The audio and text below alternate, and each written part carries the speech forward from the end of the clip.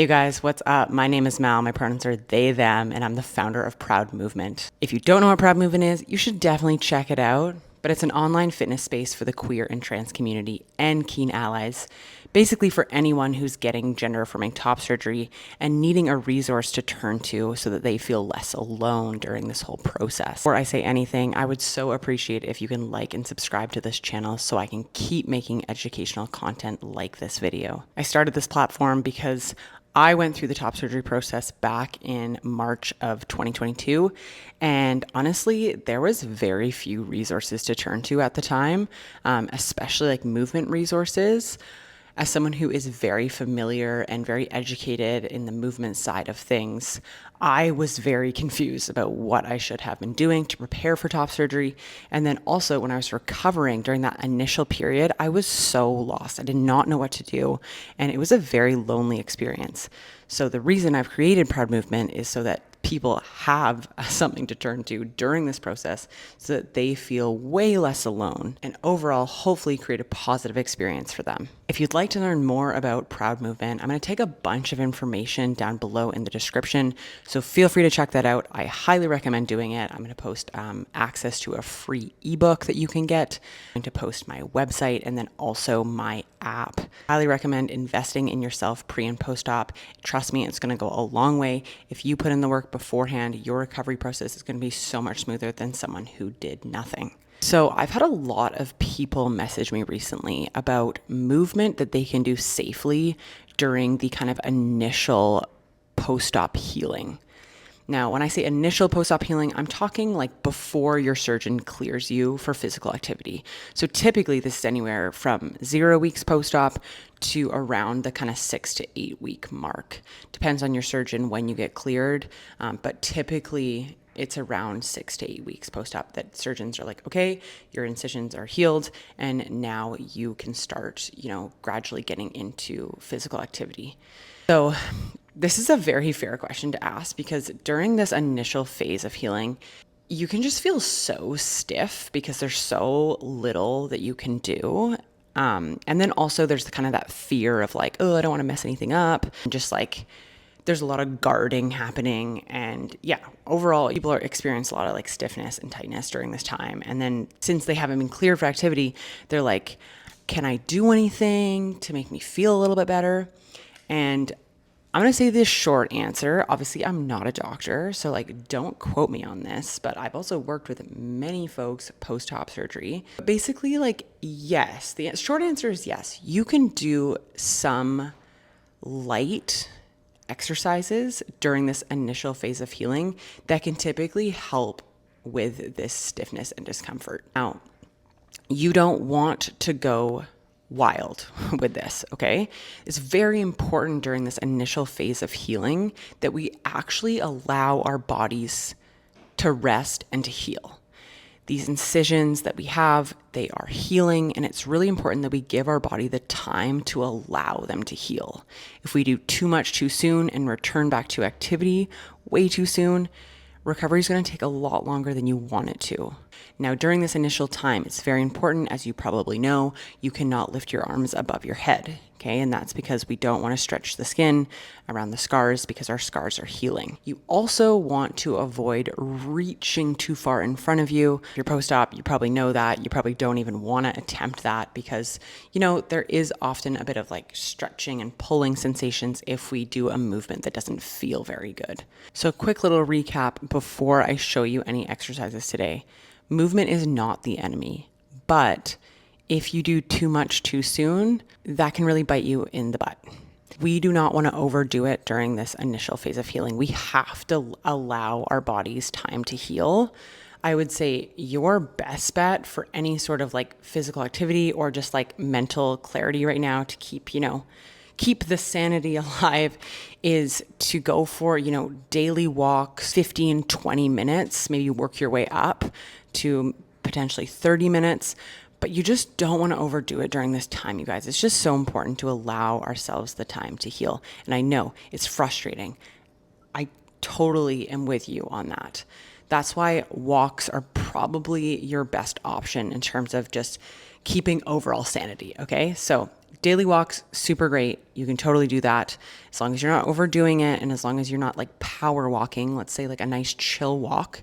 And then I would start with about 10 minutes, work your way up to 15 minutes, then 20 minutes. And I would say like, let's cut it off at around 30 minutes. Okay. And you can do that daily if you need to. You can do that every other day, but always tune in and check in with yourself the next day. Let's say you go for a 15-minute walk one day. The next day, you're not feeling so hot. Maybe don't go for another walk that day. Give yourself the time to rest and just listen to your body. Everyone's going to be different during this initial phase of healing, and you just have to respect your body and respect yourself. Okay. So don't push through it. No, no, no. That's the worst thing you could do right now. Now that I've given you the lecture on what you shouldn't be doing, let's go over some exercises that you can do safely during the initial phase of healing. And I would say wait at least 2 weeks post-op before you start these, okay? You want to make sure that you feel pretty okay before you start them. If you're 2 weeks post-op and you're still feeling like absolute garbage, I don't recommend doing this yet, okay? So again, wait till at least the 2 week mark and then maybe you can start these.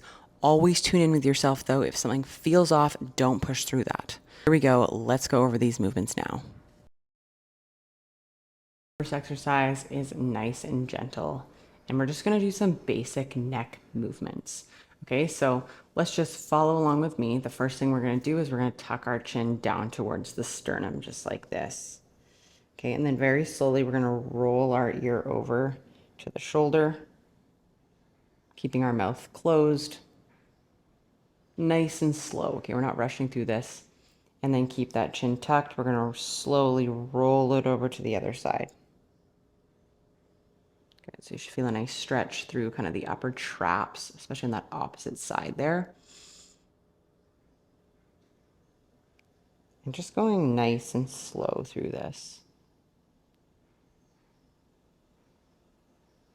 Good, so we're kind of just starting off with these gentle neck kind of half rotations. We're not shrugging the shoulders, everything's staying nice and relaxed.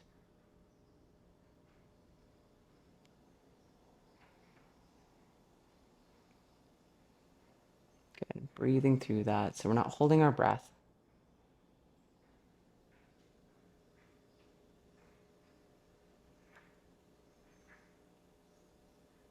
Good. Now let's bring that head back up to neutral, just very slowly. And then next we're just going to do some more neck movements. So let's do some gentle shoulder checks. So looking over one shoulder here. I'm not twisting the body's staying square. And I'm just getting some movement through that neck. Nice and slow. Exhale as I'm looking over that shoulder. Inhaling as I'm transferring over to the other side. And then exhaling over the other shoulder. Do a couple more of these.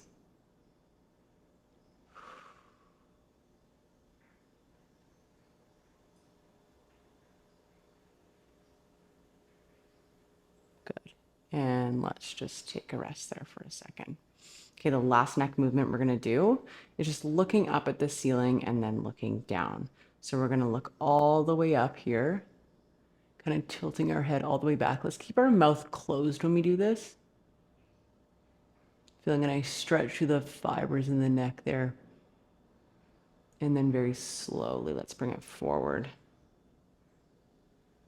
Okay, just feel a nice stretch through the back of this neck, maybe in that upper back region. And then slowly transfer up. Exhale.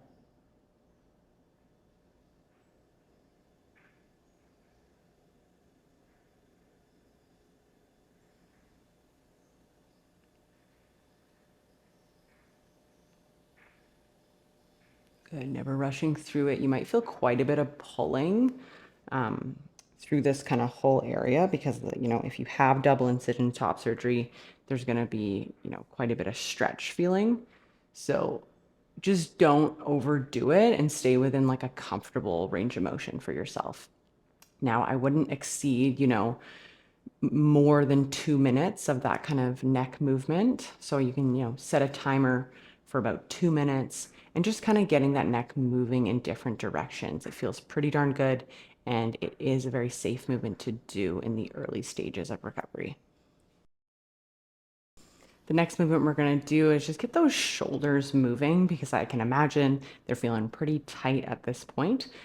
So we're just going to work through that shoulder kind of internal rotation of the shoulder joint and then external rotation of the shoulder joint. Okay, but we're keeping our arms nice and kind of low down and at our hips so that we're not like overstretching anything.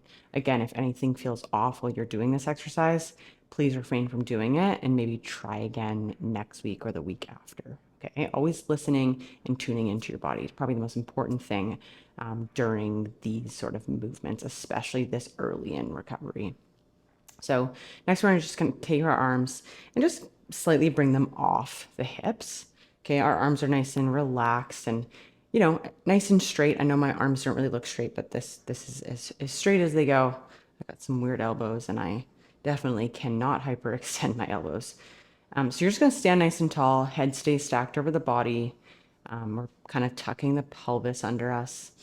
And then we're just going to move our shoulders through shoulder internal rotation. So think about the whole head of the shoulder is rotating forward. Okay, we're not just rotating the forearm, that whole head of the shoulder is what's moving that entire arm.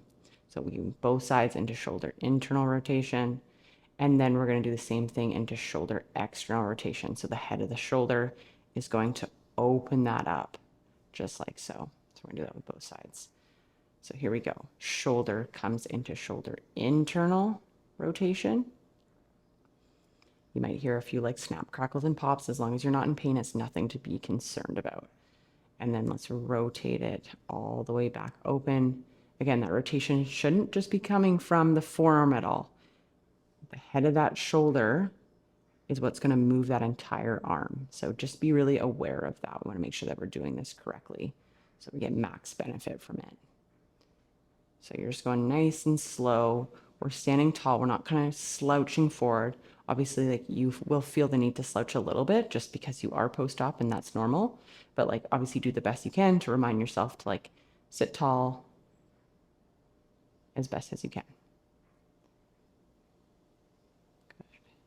So you're just going nice and slow through this. You're like tuning into that breath. So we're not like holding our breath at all when we do that. So that's super important. Good. You're just going nice and slow through this.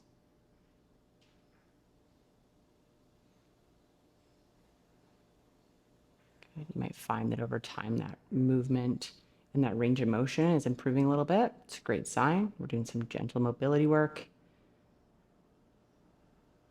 And as long as you're not feeling excessive pulling on the incisions, that's totally fine to do. Now, in terms of how long you should be doing that for, I would not exceed 2 minutes. So if you want to, start with 1 minute or 30 seconds, then you can work your way up to 2 minutes if you want. But again, I wouldn't go over that kind of 2-minute mark. This one is also going to target the shoulders, specifically the rotator cuff muscles. So we're going to take our elbows and we're going to glue them at our sides. Palms are going to be facing the ceiling. And then keeping the elbows glued to the sides, we're going to roll the shoulders slightly back and down. And then we're just going to open up the forearms, keeping the elbows glued to the sides at all times. Hold that for 1, 2, 3, and then just slowly come back to that kind of starting position. So a little side view here, we're going to open up, kind of think about like squeezing the shoulder blades slightly together, and then slowly bring those arms back. So this is working on shoulder external rotation. So you should feel some activation or some just muscle activation back in this shoulder here. And it might feel pretty limited. That's pretty normal. You just went through a big surgery, so give yourself some grace. Good, and as we come open, we're exhaling. And then we inhale as we come back. Now, it's super important when you do this exercise that you're not kind of allowing the shoulders to run forward and then doing this. Really think about rolling those shoulders down and back. It doesn't need to be excessive because, again, you are in that early stages of recovery, but it's just something to be aware of. And then we open up. Okay, and as we do this, it's important that we're not shrugging the shoulders up here because we don't want to feel this in the upper traps. You should feel this more in the back of the shoulder here where the rotator cuff muscles are. And then for the last movement here, which is probably one of my favorites, I would grab like a tennis ball. A lacrosse ball works as well, but sometimes it's a bit hard and it doesn't always feel the best. So tennis ball is definitely my personal favorite. You can also use a dog ball. It works perfectly fine as well. So what you're gonna do is you need access to a wall, and you're just gonna take your tennis ball and we're gonna place that on different areas of our back. So typically focusing more on kind of that like upper back region, because I know a lot of people experience upper back stiffness, especially in that early stage of recovery because they can't do a whole lot. So really focusing on kind of like areas like in between the shoulder blades, upper back, kind of wherever there is a tension, which for a lot of people, it's going to be in a lot of places. So you can play around with it, but basically you're going to stick this tennis ball on your backside. You're going to pin it up against the wall. So it's between you, your body, and the wall. So it's not going anywhere. And then you can kind of move around as you see fit. So focusing on areas of tension. If you find a spot, maybe just hang out there for a second. Really breathe into it. And then over time, the tissues can sort of have time to relax. If this is too intense for you, again, you don't have to do it. You can always wait, like maybe the following week or maybe 2 more weeks from now. But again, just focusing on areas of tension, especially like in those upper traps, whereas a lot of people get a lot of that tension, and just hanging out there. You don't have to go crazy. You don't have to like roll up against it. I find that it's the most effective if you find a spot and you just breathe through it. Over time, that muscle should just kind of like relax a little bit. Okay, so you don't have to do anything wild. If you want to kind of roll more back and forth, up and down, you can, but for a lot of people, that's a little bit too intense. So that just gentle breathing and very small, subtle movements is great. I would spend about max 5 minutes doing this. Okay, I wouldn't do more than 1 round, but I wouldn't go too crazy because you don't want to like bruise yourself or anything. So maybe work your way up to 5 minutes, maybe start with 2-3 minutes.